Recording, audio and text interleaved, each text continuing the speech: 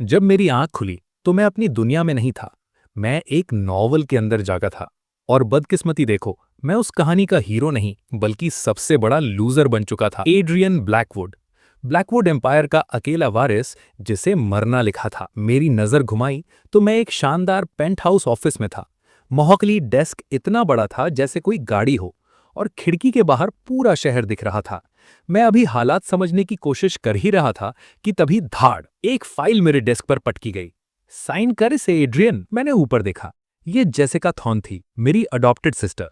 उसके पीछे दो बॉडीगार्ड्स खड़े थे, बिल्कुल स्टैचूज की तरह। जेसिका का चेहरा गुस्से से लाल था। जल्दी साइन कर, लियम वेट कर रहा है। ये बस एक रिजॉर्ट की डील है, इतना नाटक क्यों कर रहा है तू? उसने डेस्क पर हाथ मारा। उसके डायमंड रिंग्स टेबल पर बजने लगे। लियम को अपनी कंपनी बचाने के लिए ये डील चाहिए। Sign it now. उसकी बातें सुनकर मेरे दिमाग में ओरिजिनल स्टोरी फ्लैश होने लगी। ये कोई मामूली कागज नहीं था। ये ग्रैंड होराइजन रिजॉर्ट का इक्विटी ट्रांसफर एग्रीमेंट था। $250 बिलियन का एसेट जो ये लोग मुफ्त में लेना चाहते थे। अगर मैंने साइन किया तो ब्लैकवुड एम्पायर 1 साल में बैंकरप्ट हो जाएगा। मैं शांत बैठा रहा और फाइल को ध्यान से देखा। Equity transfer agreement. मेरे होठों पर एक हल्की सी मुस्कान आई। मैंने सिर उठाकर जेसिका को देखा और पूछा, जेसिका, ब्लैकवुड एम्पायर तुम्हें साल का कितना पे करता है? वो कंफ्यूज हो गई। क्या? इसका इससे क्या लेना देना है? मैं तेरी बहन बात कर रही हूं। बहन? मैंने एक ठंडी हंसी हंसी। एक अडॉप्टेड डॉटर जिसका सैलरी $500,000 है? तुम्हें किसने हक दिया मुझे ऑर्डर करने का? इस कंपनी का ओनर मैं हूं, एड्रियन ब्लैकवुड। जेसिका का चेहरा शर्म और गुस्से से लाल पड़ गया। वो चिल्लाने लगी, तू अनरीजनेबल हो रहा है। लियम टैलेंटेड है, उसे बस एक मौका चाहिए। हमारे पास इतना पैसा है, थोड़ा दे दिया तो क्या बिगड़ जाएगा? मैं अपनी कुर्सी से खड़ा हुआ और जोर से फाइल को डेस्क पर पटका। आवाज पूरे ऑफिस में गूंज गई। तेरा टैलेंटेड बॉयफ्रेंड लियम एक लीच है, और तू चाहती है कि मैं अपनी फैमिली की मेहनत की कमाई उस पर लुटा दूं ताकि तू उसके सामने अच्छी बन सके। मैंने उसकी आंखों में आंखें डालकर कहा, तेरी काइंडनेस बहुत महंगी है जेसिका। तेरी हिम्मत कैसे हुई? जेसिका चिल्लाई और उसका हाथ मेरे चेहरे की तरफ बढ़ा। ये उसका पुराना तरीका था, पुराने एड्रियन को दबाने का। लेकिन मैं पुराना एड्रियन नहीं था। मैंने हवा में ही उसका हाथ पकड़ लिया। मेरी पकड़ इतनी मजबूत थी कि उसकी आंखों में डर आ गया। फिर मैंने अपना हाथ उठाया। चटाक! थप्पड़ की आवाज ऑफिस में गूंज गई। जेसिका लड़खड़ाकर जमीन पर गिर गई। उसके गाल पर मेरे 5 उंगलियों के निशान छप गए थे। बॉडीगार्ड्स आगे बढ़ने वाले थे, लेकिन मैंने उन्हें एक ऐसी ठंडी नजर से देखा कि वो वहीं जम गए। अगर तुम दोनों में से किसी ने भी हिला, मैंने धमकी दी, तो इस शहर में भीख मांगने लायक भी नहीं रहोगे। जेसिका जमीन पर पड़ी हुई शौक में मुझे घूर रही थी। तूने तूने मुझे मारा? मैंने उसकी बात इग्नोर की और डेस्क से वो अग्रीमेंट उठाया। उसकी आंखों के सामने मैंने उस $250 मिलियन के कॉन्ट्रैक्ट के टुकड़े टुकड़े कर दिए और कागज के टुकड़े उसके ऊपर फेंक दिए। एक धोखेबाज औरत का यहां कोई काम नहीं है। मैंने डेस्क का इंटरकॉम बटन दबाया। मिस्टर स्टोन, सिक्योरिटी टीम को भेजिए। 1 सेकंड के अंदर दरवाजा खुला और मेरा secretary mister stone 6 security guards के साथ अंदर आया। मैंने जमीन पर पड़ी जेसिका की तरफ इशारा किया। इसे अभी के अभी बाहर फेंको। एचआर को इन्फॉर्म करो, Jessica thorn is terminated immediately. उसके सारे क्रेडिट कार्ड्स, बैंक अकाउंट्स और एक्सेस कोड्स ब्लॉक कर दो। आज के बाद ये ब्लैकवुड एम्पायर से $1 भी नहीं लेगी। मिस्टर स्टोन ने बिना किसी सवाल के कहा, यस सर। जेसिका का चेहरा सफेद पड़ गया। तू ये नहीं कर सकता, पापा तुझे छोड़ेंगे नहीं। तभी मेरा फोन बजा। ये मेरे डैड थे। मैंने स्पीकर ऑन किया। डैड चिल्ला रहे थे, एड्रियन, तू पागल हो गया है क्या? अपनी बहन से माफी मांग अभी। जेसिका ने मौका देखा और रोने का नाटक करने लगी। डैड, इसने मुझे मारा, ये मुझे कंपनी से निकाल रहा है। मैंने शांति से कहा, मिस्टर चेयरमैन, चिल्लाने से पहले अपना ईमेल चेक कीजिए। आपकी प्यारी बेटी ने पिछले 6 महीने में कितना पैसा चुराया है और कंपनी के सीक्रेट्स लियम को बेचे हैं, सब प्रूफ भेज दिया है मैंने। फोन पर सन्नाटा छा गया। डैड की आवाज गायब हो गई। मैंने फोन काट दिया और गार्ड्स को ऑर्डर दिया, ले जाओ इसे। अभी शांति हुई ही थी कि दरवाजा फिर से खुला। इस बार मेरी फियांसे एमिली कार्टर अंदर आई और उसके पीछे वही आदमी था, लियम क्रॉस। एमिली आते ही शुरू हो गई, एड्रियन, तुम इंसान हो या जानवर? तुमने जेसिका के साथ ऐसा कैसे किया? लियम ने भी हीरो बनने की कोशिश की। एमिली, शांत हो जाओ। एड्रियन शायद इमोशनल है। इमोशनल? मैं अपनी कुर्सी पर वापस बैठ गया और लैपटॉप ओपन किया। एमिली, लास्ट मंथ की 15 तारीख को रात 10 बजे तुम कहाँ थी? एमिली एकदम से चुप हो गई। मैं घर पर सो रही थी। क्यों? मैंने लैपटॉप स्क्रीन घुमा दी। उस पर एक वीडियो चल रहा था। एमिली और लियम के अपार्टमेंट के बाहर किस कर रहे थे। एमिली का चेहरा देखने लायक था। ये फेक है। तुमने मेरा पीछा करवाया? सिर्फ पीछा नहीं, मैंने एक फाइल टेबल पर फेंकी। ये वो कॉन्फिडेंशियल बिड है जो तुमने लियम को लीक की थी ताकि वो ब्लैकवुड एम्पायर से जीत सके। Corporate espionage. लियम आगे आया।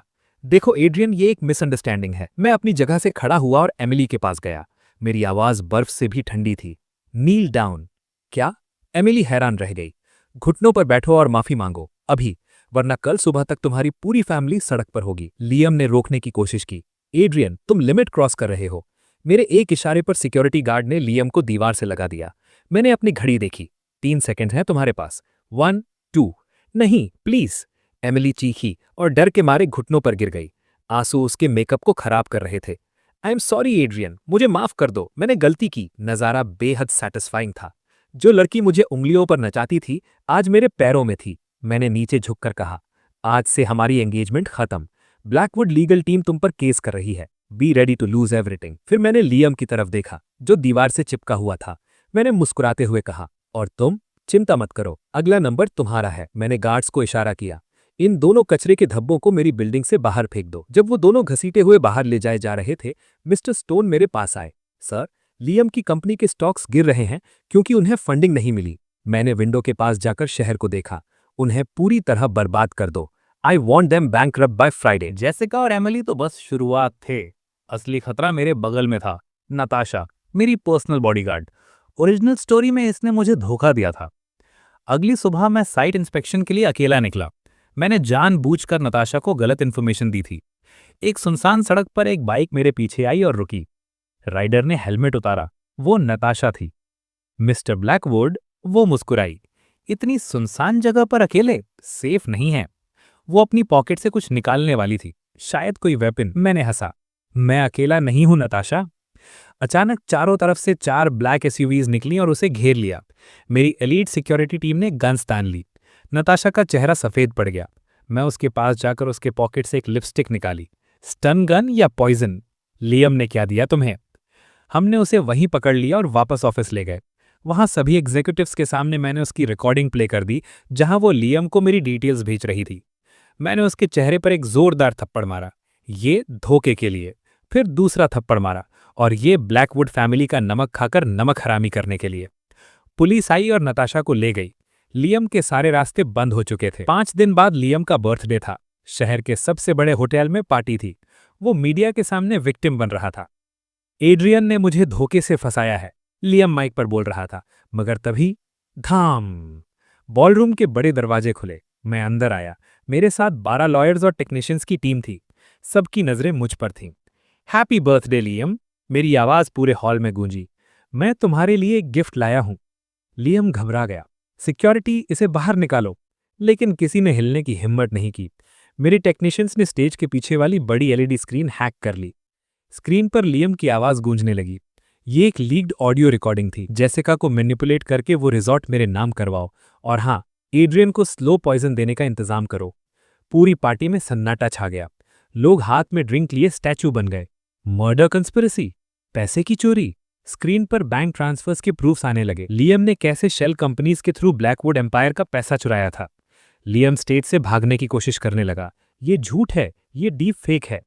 मैं स्टेज पर चढ़ा और लियम का कॉलर पकड़ लिया। कहाँ भाग रहे हो बर्थडे बॉय, पार्टी तो अभी शुरू हुई है। तभी दरवाजे फिर से खुले। इस बार एफबीआई की टीम अंदर आई। Liam Cross, you are under arrest for fraud, embezzlement and conspiracy to commit murder. जब पुलिस उसे हथकड़ी लगा रही थी, लियम पागलों की तरह हंसने लगा। तुम मुझे नहीं रोक सकते एड्रियन, मेरे पीछे बहुत बड़े लोग हैं। ज्यूरिख वाले पार्टनर्स मुझे बचा लेंगे। मैं उसके कान के पास झुका और धीरे से कहा, तुम्हारे ज्यूरिख वाले अकाउंट्स आज सुबह ही इंटरपोल ने फ्रीज कर दिए हैं। तुम्हारे पास अब कुछ नहीं बचा, जीरो। पहली बार लियम की आंखों में असली डर दिखा। वो गिड़गिड़ाने लगा, लेकिन पुलिस उसे घसीट कर ले गई। मीडिया कैमरास के फ्लैशेस चमक रहे थे। अगले दिन की हेडलाइंस तैयार थीं। Billionaire Adrian Blackwood takes down the corrupt. मैंने वहां मौजूद मेहमानों की तरफ अपना ग्लास उठाया। लेडीज एंड जेंटलमैन, कचरा साफ हो गया है, पार्टी एंजॉय कीजिए। 3 महीने बाद मैं कोर्ट में बैठा था जब जज ने फैसला सुनाया। लियम को लाइफ इम्प्रिजनमेंट मिली। जेसिका अब एक मेंटल असाइलम में थी, अपनी ही दुनिया में खो गई थी। एमिली और उसकी फैमिली सड़क पर आ चुकी थी, छुपाने के लिए जगह ढूंढ रही थी। मैंने कोर्ट के बाहर कदम रखा। रिपोर्टर्स की भीड़ थी, लेकिन मैं सीधा अपनी कार में बैठा। वापस ऑफिस चलो मिस्टर स्टोन। ब्लैकवुड टावर के टॉप फ्लोर पर पहुंचकर मैंने शहर को नीचे देखा। ब्लैकवुड एम्पायर के स्टॉक्स 200% बढ़ चुके थे। अब हम मार्केट के अनडिस्प्यूटेड किंग थे। मैंने एक फाइल उठाई। ये लियम की कंपनी के एसेट्स थे जो अब मैंने खरीद लिए थे। मिस्टर स्टोन ने पूछा, सर कोई और ऑर्डर? मैंने वाइन का ग्लास हाथ में लिया और मुस्कुराया, नहीं, बस दुनिया को बता दो द किंग इज बैक और अब राज मेरा होगा। पार्टी खत्म हो चुकी थी और मैं अपने पेंट हाउस में अकेला था। ब्लैकवुड एम्पायर अब शहर का राजा था, लेकिन मुझे पता नहीं था कि असली जंग अभी शुरू होनी बाकी है। अचानक मेरा पर्सनल फोन बजा। Unknown number. मैंने कॉल उठाया। हेलो। एक हेविली डिस्टॉर्टेड आवाज आई। कॉन्ग्रेचुलेशंस मिस्टर ब्लैकवुड, तुमने लियम को हरा दिया। इम्प्रेसिव। लेकिन क्या तुम्हें लगता है कि लियम जैसा बेवकूफ अकेले इतना बड़ा स्कैम कर सकता था? मेरी मुस्कुराहट गायब हो गई। कौन बोल रहे हो? आवाज ने हंसा। लियम बस एक पॉन था, असली खिलाड़ी हम हैं, द सिंडिकेट। तुमने हमारे अकाउंट्स फ्रीज करके हमारा $500 मिलियन का नुकसान किया है। मैंने शांति से ग्लास टेबल पर रखा। तो क्या कर लोगे? हमें हमारा पैसा वापस चाहिए, विद इंटरेस्ट। तुम्हारे पास 24 घंटे हैं एड्रियन। अगर पे नहीं किया तो ब्लैकवुड एम्पायर कल सुबह तक राख का ढेर बन जाएगा। फोन कट गया। मैंने तुरंत मिस्टर स्टोन को कॉल लगाया। सिक्योरिटी बढ़ा दो, कोड रेड, कोई हमारे पीछे आ रहा है। अगली सुबह मैं ऑफिस पहुंचा तो वहां अफरा तफरी मची हुई थी। स्टाफ इधर उधर भाग रहा था।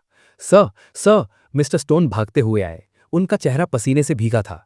सिस्टम हैक हो गया है, किसी ने हमारे सर्वर्स पर अटैक किया है, हम हर सेकंड $1 मिलियन लूज कर रहे हैं। मैं स्क्रीन के पास गया। एक बड़ा सा लाल स्कल ब्लिंक कर रहा था। ये कोई मामूली हैकर नहीं था, ये इंटरनेशनल साइबर वॉरफेयर थी। सिंडिकेट ने अपना पहला वार किया था। सब लोग हटो। मैं खुद कीबोर्ड पर बैठा। पुरानी जिंदगी में मैं एक जीनियस कोडर था। लोगों को लगा एड्रियन ब्लैकवुड बस एक अमीर बाप का बिगड़ा बेटा है, लेकिन उन्हें मेरी असली स्किल्स का अंदाजा नहीं था। मेरी उंगलियां कीबोर्ड पर तेजी से चलने लगी। तुम मेरे घर में घुस के चोरी करोगे? मैंने गुस्से में एंटर की दबाई। Counter attack initiated. अगले 5 मिनट में मैंने ना सिर्फ उनका वायरस रोका, बल्कि उनके सिस्टम को बैकट्रेस कर लिया। स्क्रीन पर लोकेशन आ गई। Coordinates, private island, Pacific ocean. मैंने मुस्कुराया। मिल गए चूहे। हैक फेल होने के बाद सिंडिकेट ने अपना फेस रिवील किया। दोपहर को ब्लैकवुड टावर के रूफटॉप पर एक हेलीकॉप्टर लैंड हुआ। उसमें से एक लड़की उतरी, ब्लॉन्ड हेयर, शार्प आइज और एटीट्यूड ऐसा जैसे दुनिया उसकी हो। ये एलेना वेन थी, यूरोप की सबसे बड़ी आर्म्स डीलर की बेटी। वो मेरे ऑफिस में बिना परमिशन के घुस आई और मेरे सामने एक फाइल फेंक दी। एड्रियन ब्लैकवुड, तुम काफी स्मार्ट निकले, लेकिन अब खेल खत्म। इस फाइल पर साइन करो। हम तुम्हारी कंपनी को मार्केट प्राइस के 10% पर खरीद रहे हैं। मैं अपनी चेयर पर घूम गया। और अगर मैं मना कर दूं तो? एलेना ने मेरे डेस्क पर झुककर कहा, तो कल सुबह तुम्हारी डेड बॉडी मिलेगी और पुलिस इसे सुसाइड डिक्लेयर कर देगी। ये लड़की डेंजरस थी, लेकिन उसे पता नहीं था कि मैं मौत से वापस आया हूं। मैंने फाइल उठाई और उसके सामने ही उसे लाइटर से जला दिया। एलेना, तुमने रिसर्च ठीक से नहीं की। मैं बिकाऊ नहीं हूं, मैं तुम्हारा नया नाइटमेयर हूं। एलेना गुस्से में वहां से चली गई, लेकिन मुझे पता था वो चुप नहीं बैठेगी। रात को जब मैं ऑफिस से निकलकर अपनी प्राइवेट एलिवेटर में जा रहा था, तभी लिफ्ट फ्लिक हुई और रुक गई। अंधेरा छा गया। मेरे सेंसेस हाई अलर्ट पर थे। लिफ्ट का ऊपर का हैच खुला और एक शैडो नीचे कूदी। एक असैसिन। उसके हाथ में चमकता हुआ नाइट था जो सीधा मेरी गर्दन की तरफ आया। अगर मैं पुराना एड्रियन होता तो आज मर जाता, लेकिन मैंने मार्शल आर्ट्स की ट्रेनिंग ली थी।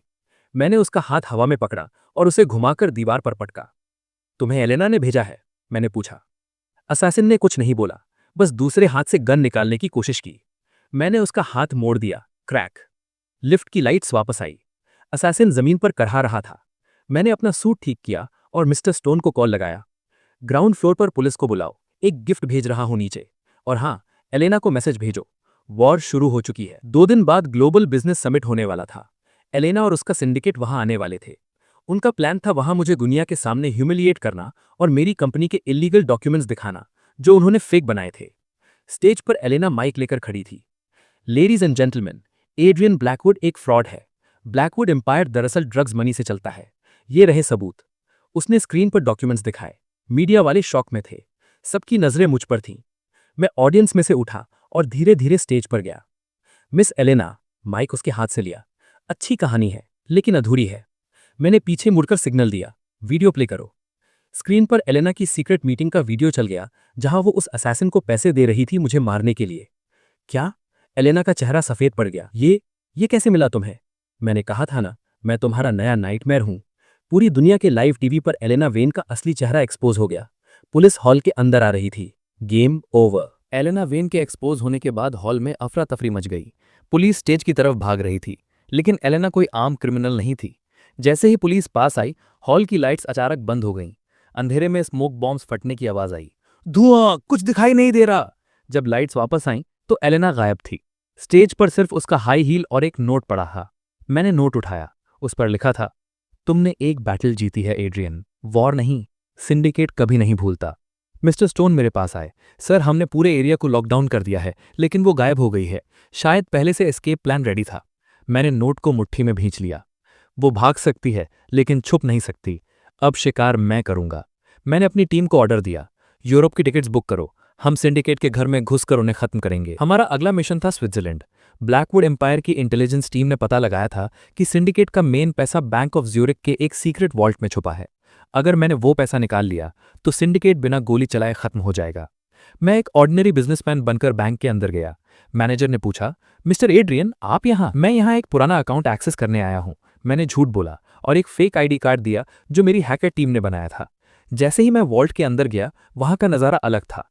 पैसा नहीं, वहां फाइल्स थीं। हजारों फाइल्स। मैंने एक फाइल उठाई जिस पर प्रोजेक्ट रीबर्थ लिखा था। जब मैंने उसे खोला, तो मेरे पैरों तले जमीन खिसक गई। उस फाइल में मेरी फोटो थी, आज की नहीं, बचपन की। और उसके नीचे लिखा था, सब्जेक्ट 001, मेमोरी ऑल्टर्ड। क्या मेरा इस नॉवल में आना कोई गलती नहीं था? क्या ये सब पहले से प्लान किया गया था? मैं फाइल्स लेकर बैंक से बाहर निकला ही था कि बर्फबारी शुरू हो गई। सड़कें सुनसान थीं। अचानक एक गोली मेरी कार के शीशे को तोड़ते हुए निकली। Sniper, get down! Mister stone ने मुझे नीचे खींचा। चारों तरफ से व्हाइट सूट्स पहने हुए सिंडिकेट के सोल्जर्स आ गए। उनके हाथों में ऑटोमेटिक राइफल्स थीं। एलेना वापस आ गई थी। मैंने कहा था ना एड्रियन, तुम मेरे इलाके में हो। हमारी कार पलट चुकी थी, हम घिरे हुए थे। लेकिन एलेना भूल गई थी कि मैं खाली हाथ नहीं आया था। मैंने अपनी घड़ी का एक बटन दबाया। कुछ ही सेकंड्स में आसमान में ड्रोन की आवाज आई। ब्लैकवुड की प्राइवेट मिलिट्री ड्रोन्स ने ऊपर से फायर ओपन कर दिया। सिंडिकेट के सोल्जर्स में भगदड़ मच गई। मैं कार से बाहर निकला, हाथ में गन लेकर। आज डिफेंसिव खेलने का वक्त खत्म हो गया था। बर्फ लाल हो चुकी थी। सिंडिकेट के आधे आदमी गिर चुके थे। एलेना एक पुराने वेयरहाउस की तरफ भागी। मैं उसके पीछे गया। अंदर घुसते ही एलेना ने मुझ पर फायर किया। मैंने पिलर के पीछे कवर लिया। क्यों कर रही हो ये सब एलेना? तुम्हारी फाइल मैंने पढ़ ली है। सिंडिकेट ने तुम्हारे बाप को मारा था। तुम उन्हीं के लिए काम कर रही हो जिन्होंने तुम्हें अनाथ बनाया? फायरिंग रुक गई। तुम झूठ बोल रहे हो, वो चीखी। चेक कर लो। मैंने अपनी पॉकेट से वो प्रोजेक्ट रीबर्थ वाली फाइल उसकी तरफ स्लाइड की। एलेना ने डरते हुए फाइल उठाई। जैसे जैसे वो पढ़ती गई, उसका हाथ कांपने लगा। उसमें साफ लिखा था कि सिंडिकेट ने कैसे उसके फादर की प्रॉपर्टी हड़पने के लिए उन्हें मरवाया और एलेना को ब्रेन वॉश किया। एलेना घुटनों पर गिर गई। नहीं, ये सच नहीं हो सकता। तभी वेयरहाउस के अंधेरे कोने से एक और आवाज आई। बहुत इमोशनल सीन है एड्रियन, मान गए। एक बूढ़ा आदमी छड़ी टेकते हुए बाहर आया। ये सिंडिकेट का असली हेड था, द चेयरमैन। चेयरमैन मुस्कुरा रहा था। उसके पीछे 5 एलीट गार्ड्स खड़े थे। एड्रियन, चेयरमैन ने अपनी स्टिक जमीन पर मारी, तुम्हें लगता है तुम सिंडिकेट को हरा सकते हो? हम दुनिया चलाते हैं। एलेना, बस एक छोटी सी गलती थी। चेयरमैन ने एक फोन निकाला। अभी मैं एक कॉल करूंगा और तुम्हारे ब्लैकवुड एम्पायर के सारे स्टॉक जीरो हो जाएंगे। हमारे पास तुम्हारे बोर्ड मेंबर्स, पॉलिटिशियंस सब खरीदे हुए हैं। मैं हंसने लगा, जोर जोर से। चेयरमैन कंफ्यूज हो गया। तुम हंस क्यों रहे हो? तुम्हारी मौत सामने है। मैं इसलिए हंस रहा हूं क्योंकि मैंने अपनी पॉकेट से एक छोटा सा डिवाइस निकाला कि तुम्हारा फोन नेटवर्क डेड है। चेयरमैन ने अपना फोन चेक किया, नो सिग्नल। और रही बात तुम्हारे बोर्ड मेंबर्स और पॉलिटिशियंस की, तो उन सब की फाइल्स मैंने आधे घंटे पहले ही एफबीआई और इंटरपोल को लीक कर दी हैं। इस वक्त तुम्हारे सिंडिकेट के हर बेस पर रेड पड़ रही है। चेयरमैन का चेहरा सफेद पड़ गया। वो पीछे हटने लगा। नहीं, ये नामुमकिन है।